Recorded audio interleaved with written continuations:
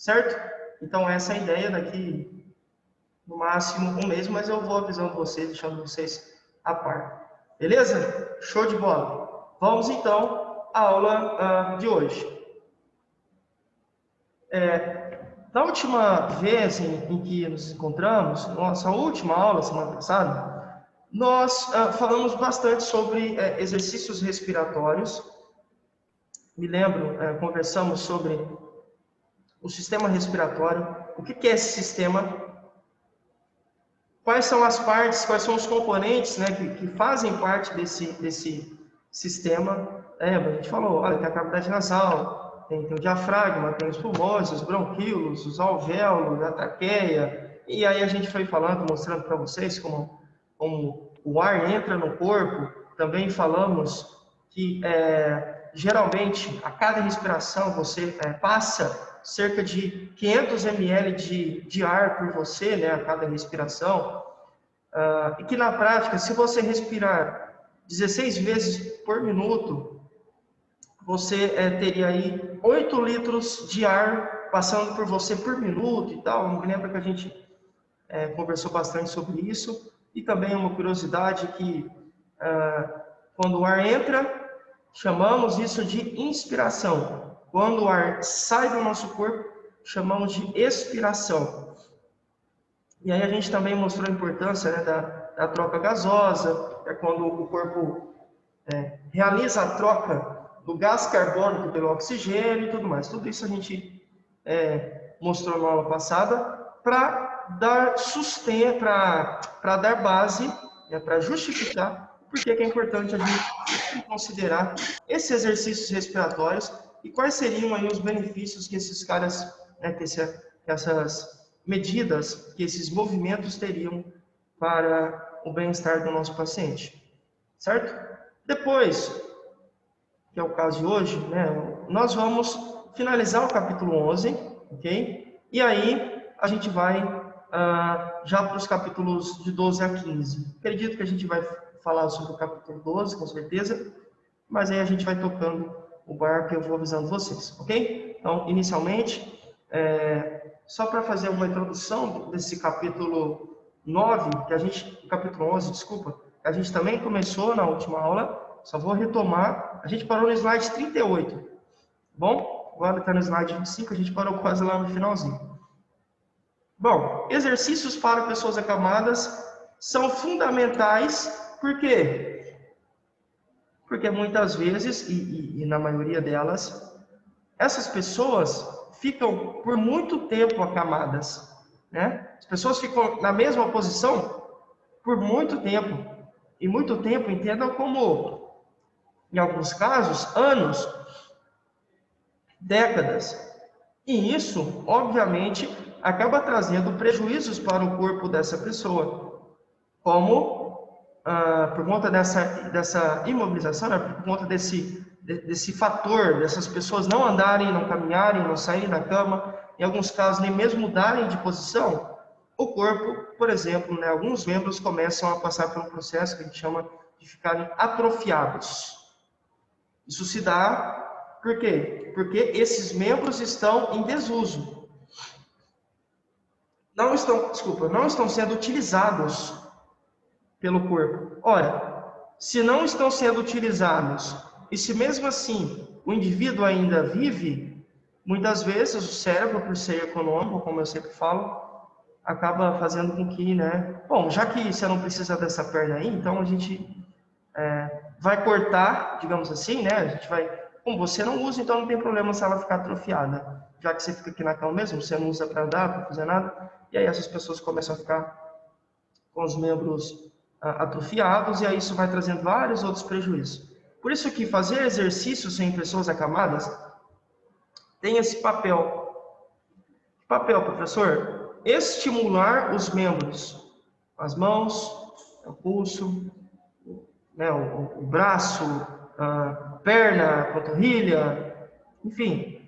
Esses exercícios procuram reparar o dano sofrido em pessoas acamadas.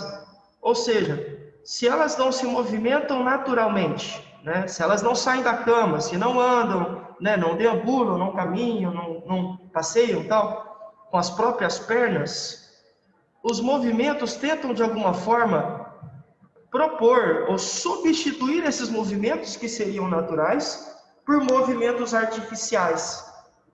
Entenderam? Então é como se a gente desse um recado para o cérebro. Veja, estamos sim utilizando as pernas. Olha, os braços estão sendo sim utilizados. Veja, cérebro. Como se fosse isso.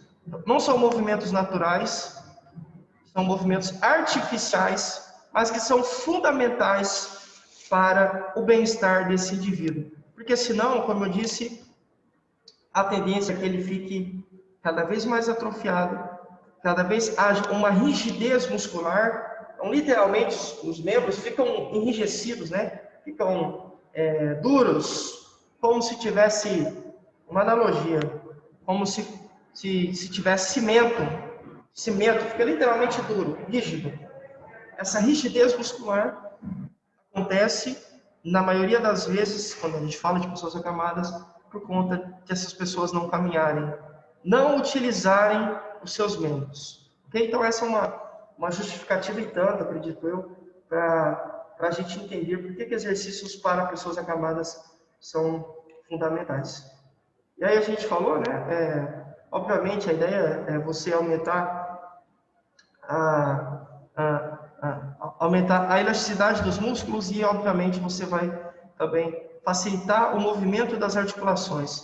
Se lembram? As articulações, você tem articulações em todos os encontros de ossos. Então, cada dobrinha, então vejam, eu consigo dobrar os meus dedos.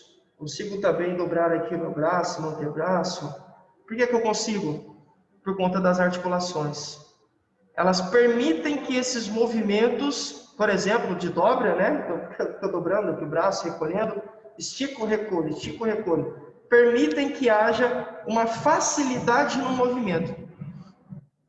Então, as articulações trabalham melhor, trabalham de uma forma mais satisfatória, mais adequada, ideal, de acordo com aquilo que foram projetadas, né? Certo? Então, quando eu trabalho exercícios em pessoas acamadas, estimulo a elasticidade dos músculos e também um desempenho melhor das articulações dessa pessoa. Lógico, e ainda tem outros benefícios, como eu disse, né? Você reduz de forma significativa a atrofia, também acaba melhorando a circulação sanguínea, e aí o resultado disso é que você pode até mesmo prevenir úlceras por pressão. Vejam que resultados, né, você tem. São resultados interessantes. Cara, melhora a elasticidade, ou seja, o músculo fica mais elástico, né? É isso que é elasticidade. O músculo fica mais elástico, facilita o movimento das articulações, evita a atrofia, de quebra ainda trabalha com prevenção em relação à úlcera por pressão. Só realmente benefício top, né, pessoal? E aí a ideia é que a gente trabalhe isso, pelo menos esses exercícios, né? Pelo menos 2 vezes ao dia, mas não podemos nos esquecer que esses exercícios precisam sempre ser orientados, né, por profissionais e também precisam sempre respeitar a capacidade, a limitação, né, até mesmo a dificuldade e a necessidade do nosso paciente. Então, se o paciente sente dor, assim, muita dor, se ele fica desconfortável, se o exercício incomoda, tem algo errado, ok? Tem algo errado. E aí a gente precisa rever, seja com o profissional que vai orientar você, seja com o paciente, algo precisa ser feito para que isso não continue acontecendo. Porque senão não adianta, né? Você trabalha exercícios, mas aí, em contrapartida, você detona a qualidade de vida do paciente. Você estimula a dor, aí não é legal. Esse não é o objetivo. Então, nós vamos sim trabalhar com exercícios acamados, né? Exercícios para pessoas acamadas, mas esses exercícios não podem piorar a vida do paciente. Pelo contrário, a ideia é que melhorem, certo? Agora, se atrapalham, se causam dor, desconforto em excesso, aí tem algo errado. Provavelmente esse movimento está sendo feito de forma errada, ou esse paciente que você tem, né, que é acamado, tem uma outra necessidade, ou tem uma limitação. E aí o profissional que propôs o exercício não considerou essa limitação dele. Ok? Então, são itens que a gente precisa sempre observar. É importantíssimo fazer o exercício, mas tem que considerar com toda certeza. E aí, alguns benefícios, que eu já falei na aula passada, mas você tem alguns benefícios, né? A elasticidade. E aqui, ó, eu falei no outro slide, acho que há 2 slides atrás, eu falei sobre a elasticidade dos músculos, mas vejam aqui, agora que aparece uma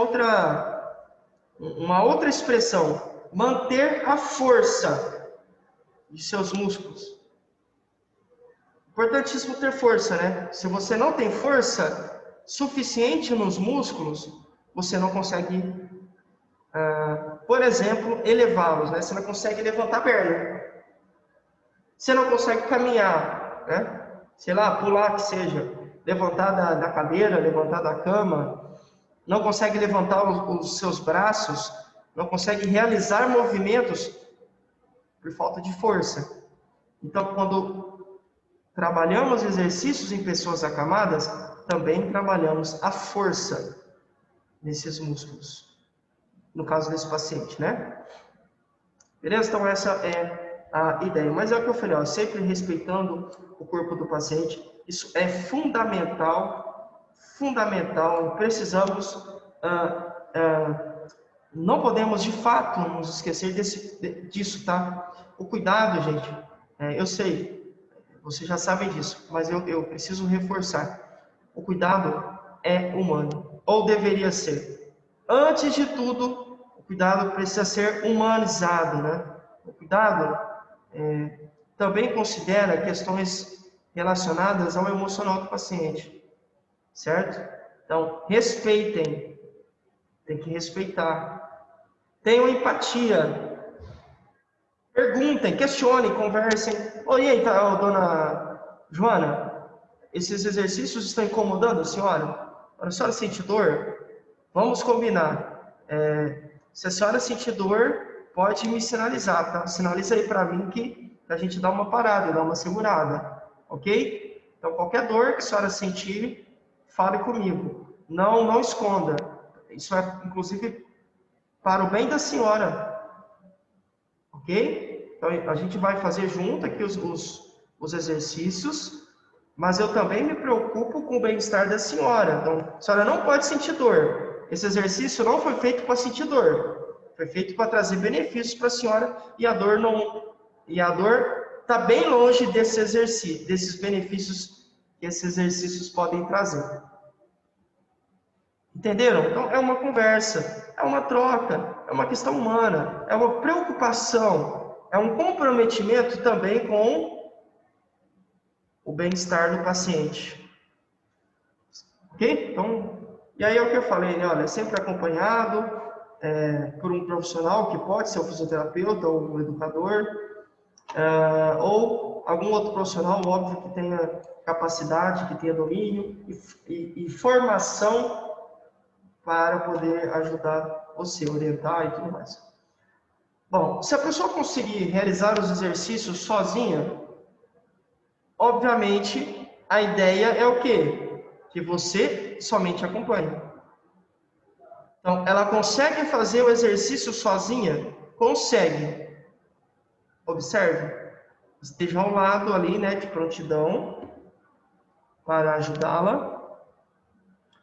Mas permita que ela realize sozinha os movimentos. Não consegue, professor. Olha, de fato, já tentamos, não dá certo, não dá. Inclusive, isso aumenta o risco dela cair. Olha, já tentei de Tudo que você imaginar, professor, não deu certo. Então, nós precisamos acompanhar esses exercícios, mas ajudando na realização deles. Então, foi o que eu falei, né? Eu trouxe algumas imagens aqui, vou mostrar daqui a pouco. São fotos da apostila. Lá você vai perceber que é um passo a passo, assim, é simples mesmo, está muito bem descrito.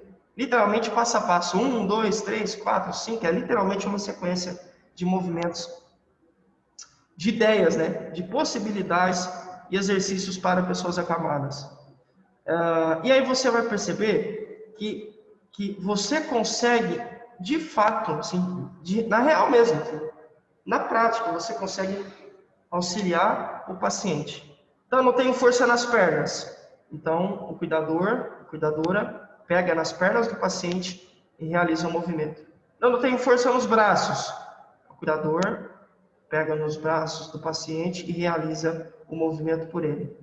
Então, esse é o sentido de ajudar na realização dos exercícios. Ok?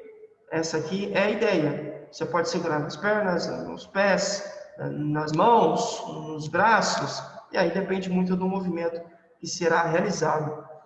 Mas esse acompanhamento aqui desse tipo de paciente que não consegue fazer sozinho é muito mais próximo. Você precisa fazer por ele. No outro paciente, não. Você fica ali ao lado, fica fiscalizando. Óbvio, isso minimiza a chance de vocês, sei lá, de haver algum tipo de acidente, né? Mas ele consegue fazer sozinho. Aqui não. Aqui essa pessoa precisa de ajuda. E você vai necessariamente ter de ajudá-lo. Certo? E aí aqui, né, ó, de novo, obrigatoriamente, necessariamente, os exercícios precisam ser realizados lentamente. Vai pegar a perna do paciente e ficar... Alguns filmes, né, de comédia, você vê as pessoas puxando a perna rápido assim, brincando. Isso não pode acontecer. Senão você vai prejudicar o paciente. Vai prejudicar ali, né, a pessoa que a gente cuida. Não é esse o objetivo. Há também a necessidade, além de você realizar os exercícios de forma lenta, você, ou o paciente, né, às vezes ele consegue sozinho, de forma lenta, há também uma necessidade de respeitar o limite da pessoa. E aí entenda o limite como cada um tem, as pessoas são diferentes. Eu consigo realizar exercícios diferentes em pessoas diferentes, mas cada um em sua intensidade, cada um no seu limite. Então, com certeza aqui, sei lá, vou pegar um exemplo aqui. Sei lá, Samara. Com certeza a Samara realiza coisas que eu não realizo. Então, se nós dois fôssemos acamados, a Samara teria um limite até onde a gente conseguiria trabalhar com ela sem causar dor, né, incômodo, desconforto, em excesso e tudo mais. E eu também teria o meu limite. Provavelmente, os nossos limites seriam diferentes. A não ser que, lógico, se o exercício é básico, né, é muito simples, aí não, acho que os dois conseguiriam. Mas se fosse algo mais puxado, a Samara teria o limite dela e eu teria o meu. E aí, os nossos cuidadores precisariam equilibrar isso. Ora, com a Samara eu posso pegar mais pesado, né? Ela está acamada por enquanto, mas ela é saudável. O Lucas está acamado, mas ele é mais pesado. Isso é mais difícil para ele conseguir levantar a perna sozinho. A perna dele é bem mais pesada que a da Samara. Então, olha, eu vou ter que auxiliar. Olha, mas ele não consegue fazer os movimentos por conta do tipo, sei lá, de cirurgia, do tipo de acidente que aconteceu com ele, assim. Entenderam? Cada um, eu vou precisar entender a necessidade e, de acordo com ela, executar o movimento. Mas é lógico, né? Sempre motivando, não é mentir. Motivação não é sinônimo de mentir, certo? Não, nossa, a senhora vai sair dessa rapidinho. Imagina, nossa, não vai mês que vem, a senhora tá voando, tá correndo. Isso é mentira, dependendo do caso, né? Lógico, né? Situações, mas você não pode dizer isso para o paciente se não tem um laudo médico comprovando isso. E ainda assim eu acho arriscado, tá? Porque muita coisa pode acontecer nesse intervalo, e aí de repente, deu um mês, o paciente vai chegar e falar, ô Antônia, ô Eliana, você falou que eu ia andar em um mês. Já tem um mês e 15 dias, nada? Aí você fica vendida. Perceberam? Então, não mintam. Ah, mas eu tenho que ter que motivar. A ideia dessa motivação é você trabalhar com os dados reais. Então, vamos lá. O paciente conseguiu realizar sozinho um movimento. Antes, precisava de ajuda do cuidador. Então, antes você pegava a perna e executava o movimento, pegava o braço e tal. Você fazia por ela, pela pessoa acamada. Agora, depois sei lá, um ano de exercícios acamados, né, de exercícios, trabalhando nesses exercícios nessa pessoa acamada, depois de um ano, ela não precisa mais da sua ajuda, consegue fazer sozinha. E aí, aqui sim cabe um elogio. Puxa, por exemplo, né? Lógico, tem que elogiar a pessoa sempre, mas eu estou só um exemplo agora aqui. Você tem uma melhora, depois de um ano, conseguiu finalmente fazer sozinha. Nossa, olha só, tá vendo? Eu acreditava em você. Eu sabia que você era capaz. Eu sei que foi difícil, eu imagino o quanto. Me lembro, né? Que muitas vezes você não queria fazer, mas aí a gente foi conversando, a gente foi fazendo mesmo assim, né? Você foi uma guerreira. E olha só o benefício que isso trouxe para você. Olha como você está melhor. Você já consegue fazer sozinha. Um ano atrás parecia louco. Parecia até impossível, né? Lembra que você mesma falava, não vou voltar mais a andar, não vou conseguir mais movimentar as minhas pernas sozinha e tal. E olha como a gente está hoje. Veja como você avançou. Veja os resultados positivos que você teve. Isso é tudo força. Isso é tudo fruto da sua persistência, da sua disciplina, da sua força de vontade. E, enfim, aí você vai elogiando. Perceberam? Não é mentira. Por quê? Para que a pessoa fique por um ano fazendo o exercício, para colher o fruto, né? Daí um ano, tem que ter tudo isso que eu falei. Tem que ter persistência, tem que ter força de vontade, tem que ter ânimo, tem que ter disciplina, é necessário. Então não é mentira. Esse é um elogio plausível. Isso é verdade, você não está trabalhando com mentiras. Ok? Então, professor, mas só devo elogiar, motivar quando ela acerta? Você não deve elogiar só quando ela consegue fazer sozinha, né? Então a ideia é que você elogie sempre, todo dia. Uau! Ainda que não tenha conseguido realizar sozinha. Puxa, hoje foi muito bom. Olha, que legal. Sempre disciplinada, hein? Eu preciso um pouco dessa disciplina sua aí. Não tem como você dar uma dosinha, não? Entenderam? De forma descontraída. Se for possível, não sei a relação, né, sua com o seu paciente, mas assim que possível, esse tipo de fala é legal. Falou, cara, você é muito determinada. Sabia que essa sua determinação me espelha? Se for verdade, né? Se fizer sentido para você. Às vezes faz. Porque a gente só consegue ver como a nossa vida é boa quando a gente olha para pessoas que têm uma vida pior que a nossa. Certo? E aí, se você lida com um paciente acamado e você anda, quero ir no shopping. Aí vai no shopping. Eu quero ir na minha mãe. Aí vai você na sua mãe. Eu quero ir lá no centro, vai você aqui no centro bater perna. Eu quero ir na padaria, no mercado, no clube, vai você.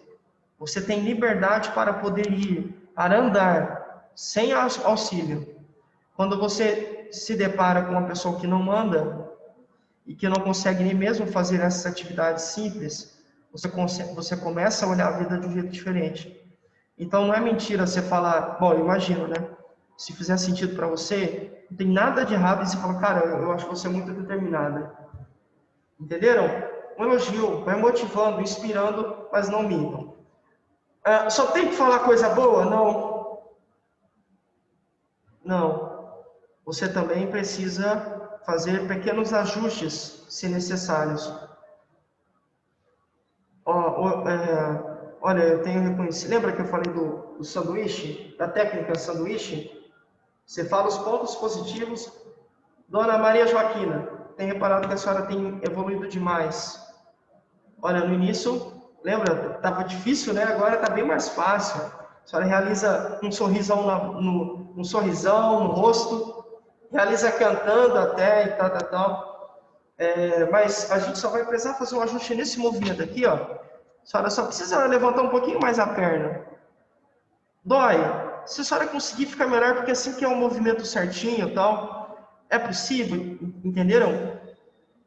Então você dá... os pontos positivos é a base do sanduíche. Você dá os pontos negativos ou aquilo que o paciente precisa melhorar como recheio. Depois você fecha de novo com pontos positivos. Olha, eu sei que a gente tem que fazer esses ajustes, mas amanhã a gente faz, tá? Eu tenho certeza que a senhora vai tirar de letra isso aí. Entenderam? Então, é necessário que a gente corrija. Perdão, é necessário, é importante. Você quer ver? Vou dar um exemplo. Muitos alunos falam assim, ó, professor, como é que pode, né? Alguns já falaram assim, eu não quero ser idoso não, cara.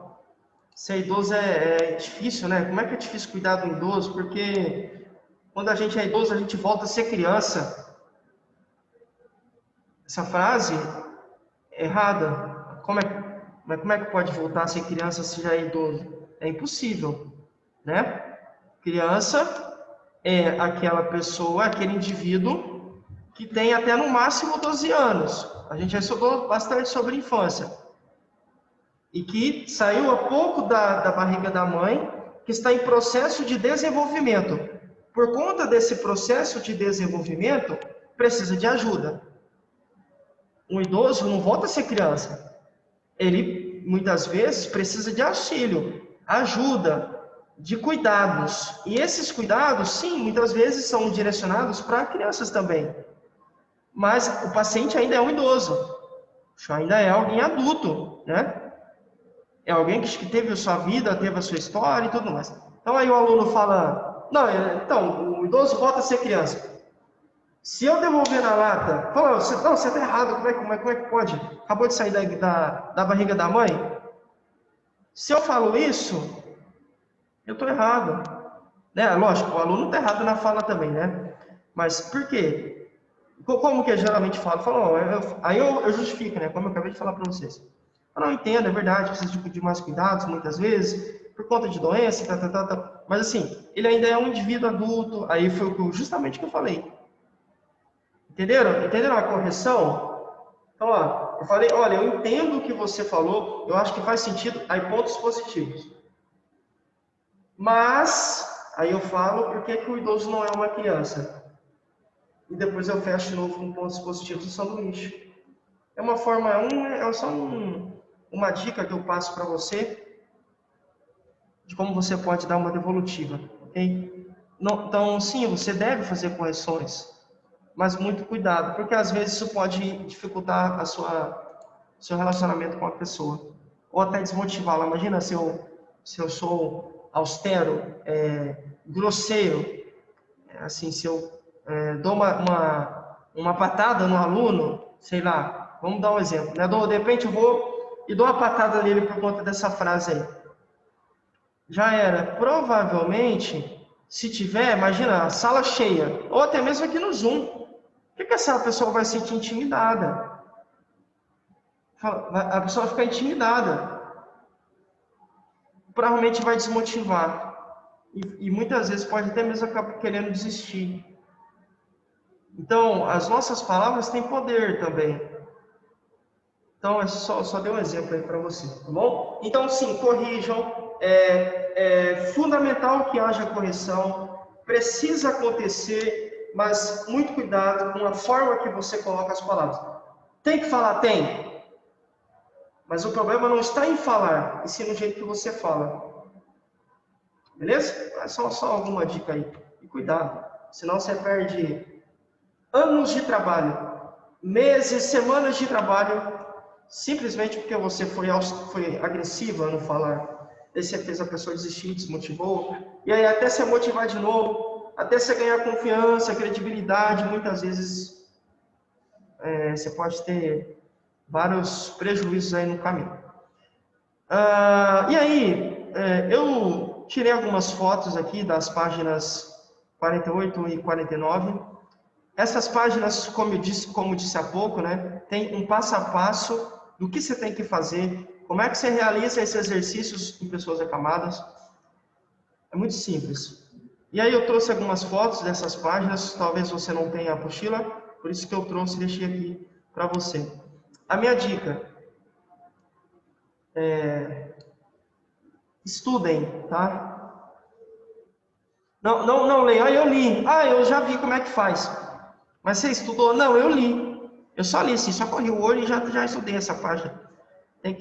O estudar significa você aplicar tempo. Então, tenta entender a lógica, aplica tempo. Pega sei lá, que seja 20 minutos, meia hora do seu dia, em um dia da semana. A semana tem 7 dias. Meia horinha, se for possível. Ou 10 minutinhos por dia, não sei, 5 minutinhos por dia, 10, 15. E tenta ir estudando, certo? Não é decorar, não é só correr os olhos, é estudar mesmo. Isso vai ajudar você aí na sua atuação. Então tem algumas fotos aqui. E aí vejam aqui, ó. Olha só que... Olha aqui que dica, ó. Só vou pegar uma, tá? Dobre as pernas e peça para o paciente tentar levantar os quadris na cama 3 vezes seguida.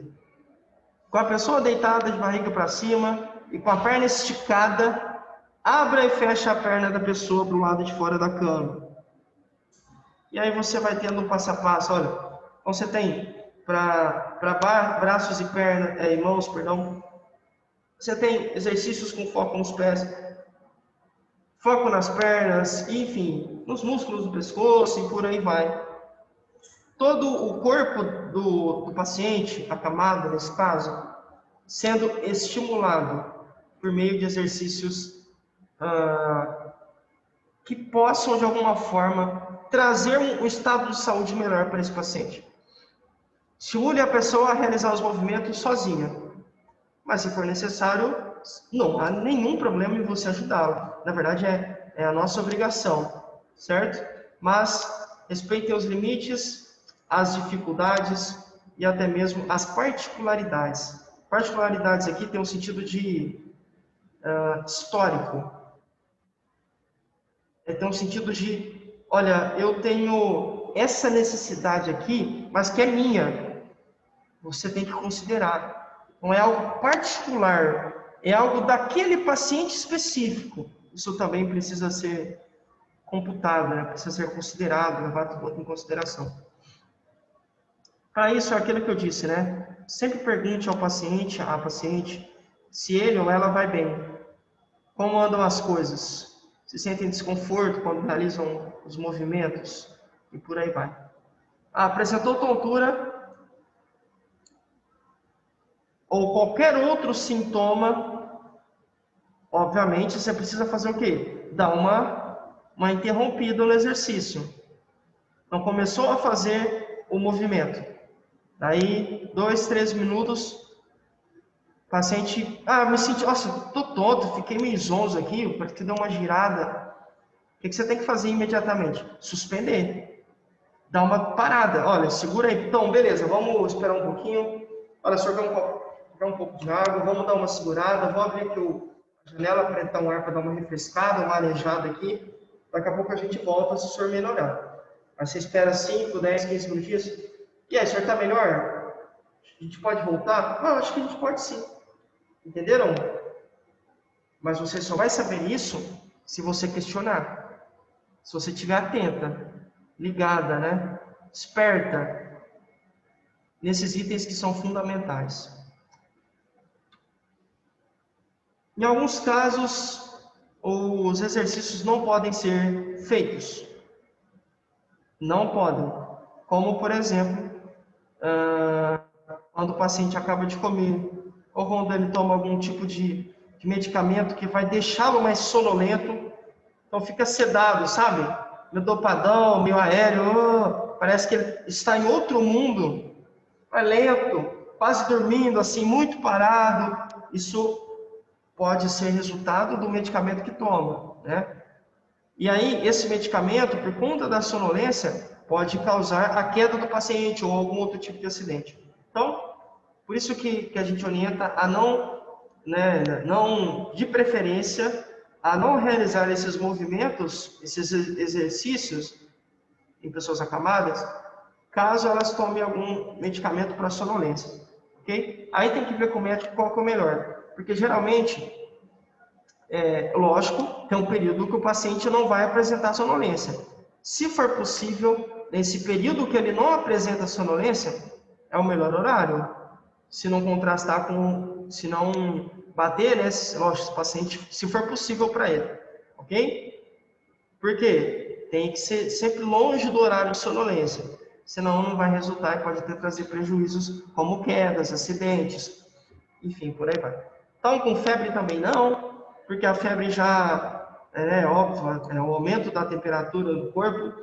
Quando a gente realiza exercícios, a temperatura aumenta ainda mais. Então, por isso que você não pode fazer exercícios, movimentos com esse paciente, caso ele tenha febre. Está com a pressão alta? Não pode também. Não, então ele tem pressão alta. Uma coisa é ter, outra coisa é estar. Então, assim, ele tem pressão alta, mas ele toma um medicamento e está reguladinha. Aí pode? Não, hoje ele não tomou. Olha, eu saí de férias, cheguei aqui, professor, peguei o turno. Faz uma semana que ele não toma remédio para pressão alta. Aí, provavelmente, a pressão vai estar bem desregulada. E aí, a pressão desregulada, infelizmente, vai limitar você. Você não pode fazer exercício nesse momento. Vai voltar a tomar. Quando ela normalizar, aí você pode aplicar o movimento. Perceberam? Então, não é porque é hipertenso, é porque se a pressão está desregulada nesse momento, aí é complicado, tá bom? Então, essa é a ideia. Esses são os itens que a gente tem que considerar e sempre olhar, porque numa dessa a gente pode, infelizmente, acabar tendo prejuízos aí. Certo, meninas? Então, não se esqueçam. O sentido é esse. Executar o movimento se a pressão estiver normal, né? Beleza? Eu vi que acho que foi deixa eu verificar aqui, mas acho que foi a Andréia. André. Ô, André, fica tranquila, imagina. Antônia, eu vou responder você, eu salvei sua pergunta aqui. O link vai cair, galera, em menos de um minuto. Eu abro um novo link, vejo o que a Antônia escreveu aqui. A gente finaliza essa aula e já começa o capítulo 12, falando sobre equilíbrio, que também é uma aula importantíssima, principalmente para aqueles que gostam de trabalhar com idosos. Ah, não gosto, mas você vai lidar com idoso em algum momento da vida, então é importante você saber também, tá bom? Então, o link vai cair aí e aí a gente já conversa.